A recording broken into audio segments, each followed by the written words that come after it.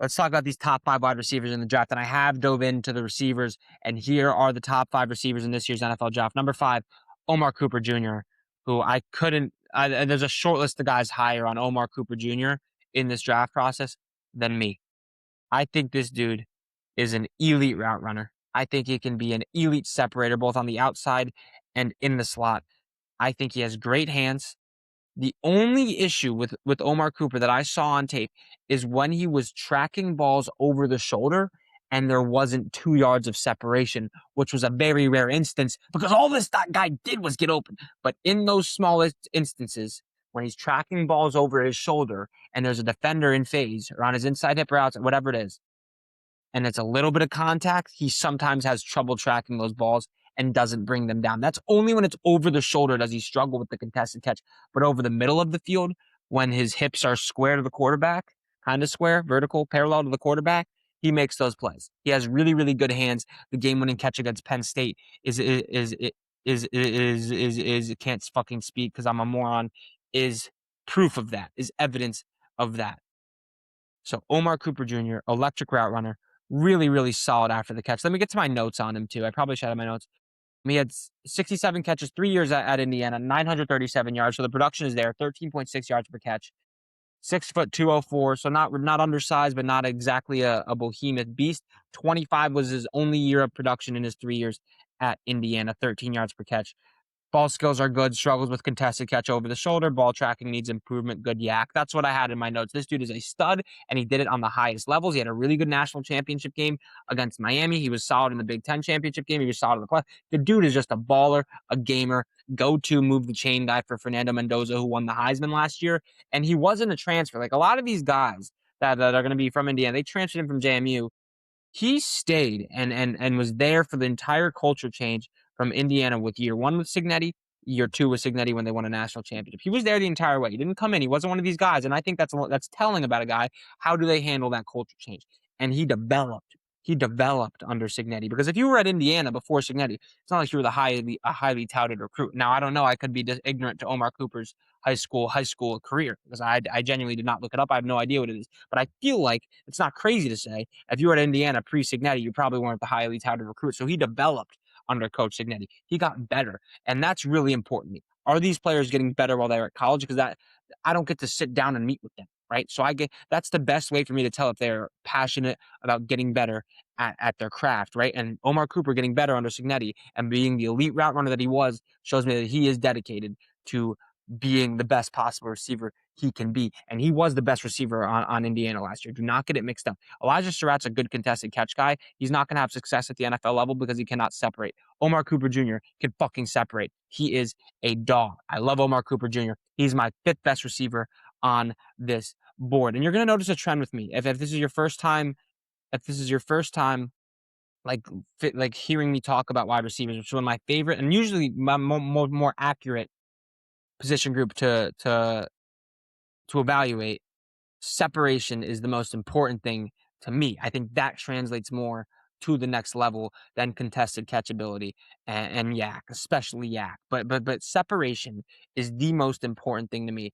And yak is not that important to me. I think I've said this a million times, but I'm just going to say this again in case there's a first-time listener.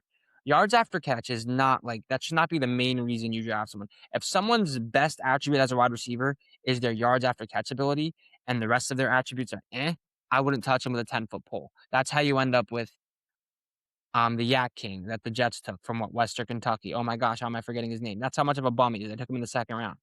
Like if your main attribute is yak and you can't provide other things in the game, and I need to get you the ball in your hands in space for the only way to positively impact the game, that doesn't move me that much.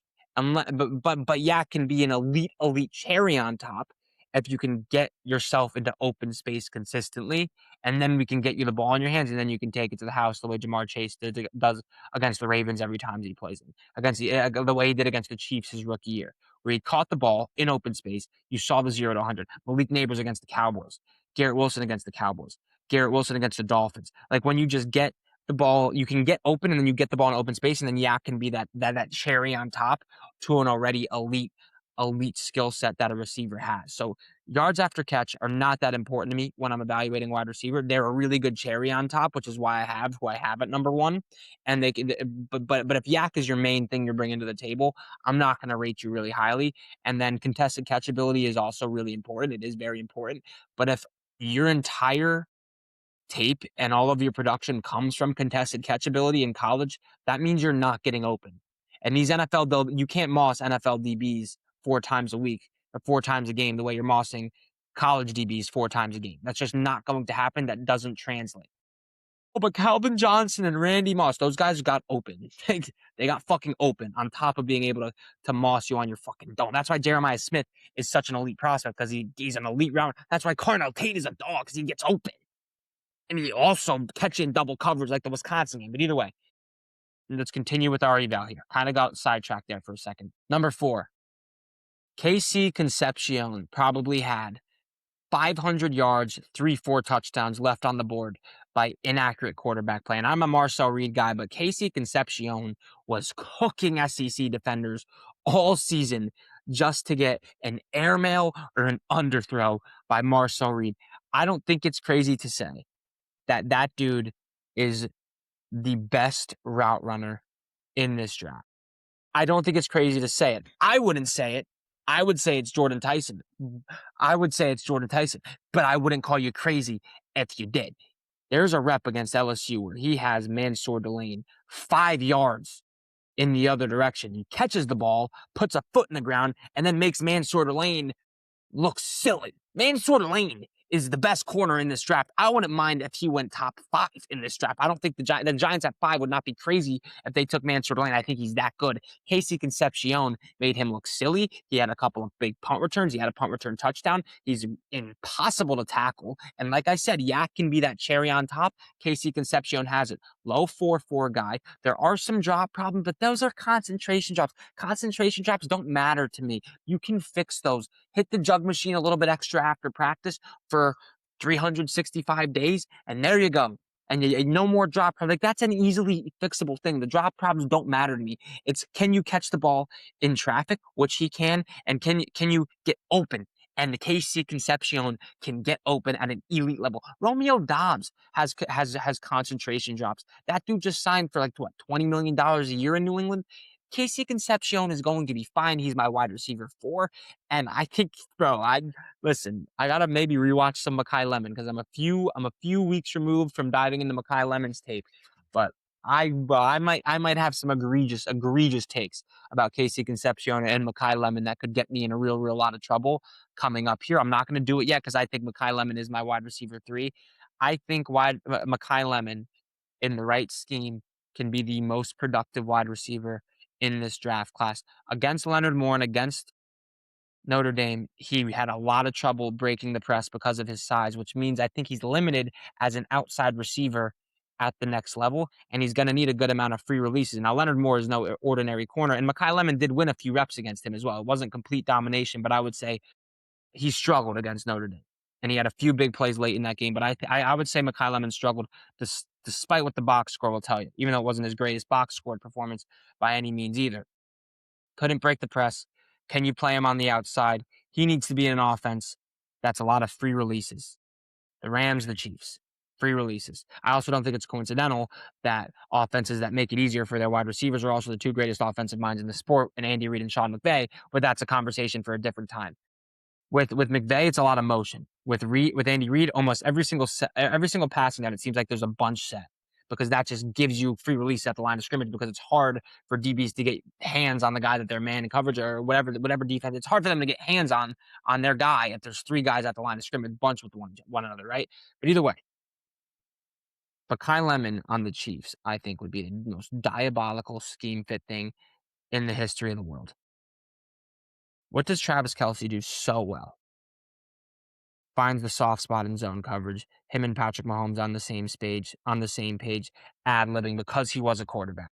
And he can find those soft spots in the zone, gets the ball, makes guys miss. Ridiculous yak from a tight end that we saw out of Kelce, right? He doesn't have that anymore, but that's why he was so nasty. Also really reliable hands, just a beast, right? But his football IQ, finding the soft spots in the zone, having good feel for leverage and defensive backs and where they are on the field, Makai Lemon does that at a really elite level. really, really elite level. And you look at the wide receivers in that Kansas City Chiefs receiver room. You have Rashee Rice, who's your yards after catch guy. One of the best yak guys when he's on the field, period. In the league, statistically, period. Xavier Worthy, theoretically, whether it's him or Tyquan Thornton, in theory, take the top off, stretch the field, your burner. And then you have your Makai Lemon, who can fill that Travis Kelce role for the next decade for the Chiefs, and your reliable chain mover, first down, possession, line up in the slot, zone guy, or zone beater guy, who also can provide that vertical threat, kind of. He's a good route runner. I think he's not the greatest against man coverage, quite frankly. Not as good as Tate or Tyson is, but his ball skills are unbelievable. He's going to give you those contested catches over the middle of the field the way that, Amon-Ra St. Brown will, and that's the big draw. Even though Amon-Ra had an uncharacteristically high drop rate last year, Makai Lemon, wide receiver 3, very, very scheme dependent for elite production.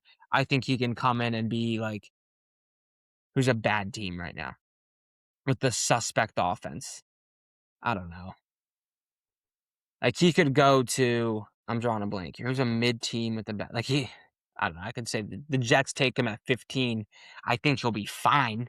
I think he'll still give you 800 to 1,100 yard ceiling. But the difference from him hitting a Jacoby Myers level of ceiling or an Amon-Ra level ceiling is landing spot. And for those reasons, I think these other two guys are landing spot proof. I think they're Garrett Wilson, Olave. If they go to a stinker with bad QB play, they're going to produce either way, and that is Carnell Tate at 2, and then Jordyn Tyson at 1. And here's why I have Tyson over Tate. Better separator, and he's better after the catch. That yak is just such a sprinkle for me. And I think I think both these guys are better than Lemon. Lemon and Tate was an argument for me. I don't think it's an argument anymore, and I think Tyson's comfortable 1, in my opinion, if he reaches his ceiling. The other thing is I can't evaluate injuries. I don't have access to the medical tools, and I don't have access to players, number one, but I also don't have access to the medical tools that these NFL teams have. So injuries obviously a real concern. So if you're close on Tate and Tyson, going Tate because of the injury concerns, I totally get it. But how am I supposed to know how bad the injury concerns are? I don't. I'm not a fucking medical professional, so I'm not going to pretend to be. I'm just going to evaluate what I see on tape. What I see on tape is a freak athlete who is an elite route runner. You can't press Jordyn Tyson at the line of scrimmage. When he gets in the ball in his hands, he always makes the first guy miss. He's good after the catch. He has good speed. He also has contested catchability and elite body control when the ball's in the air. It's just his hands are definitely not as strong as Carnell Tate's are at the catch point. That is, without a doubt, Carnell Tate is better at the catch point than Jordyn Tyson, but Jordyn Tyson is better against zone coverage. He eats up man coverage, better release packages, way better after the catch. He's just an elite separator, where Carnell Tate's a really, really great separator. I don't know if he's elite, and he doesn't give you as much after the catch as Tyson does. And I think the gap between Tate as a separator or Tyson as a separator and Tate as a separator is bigger than the gap between Tate at the catch point and Tyson at the catch point. Tate's better at the catch point, but Tyson can still do it. Like, it's not like Tyson can't do it. He has some ridiculous grabs, especially in his 2024 tape. But I think he's a better 3-level route runner than Carnell Tate is. Carnell Tate's probably, ironically enough, a better, he's going to stretch the field fine. He's not a burner, but he's going to stretch the field. He averaged 17 fucking yards per catch. And you don't need to run a 4-3 to be able to stretch the field if you can set up safeties and set up DBs at a really, really elite level in the stem of your routes the way that Carnell Tate can. And he does that at such a high level. Flipping safety's hips after he beats the corner who's pressing him at the line of scrimmage. And he always beats the press for the most part. And then he's really underrated after the catch too. Carnell Tate is, but he's not to the same level that Tyson is. And after he beats that corner, who's pressing at the line of scrimmage, and now he has to set up the safety that's in his deep half. He always flips his hips the wrong way, makes him look stupid, finds the blind spot, foot in the ground, out of there. And then even if the other safety that's in the other deep half comes over to cover him like he did in that Wisconsin rep, he's going to moss both of you anyway because he's just fucking better. Carnell Tate's a dog.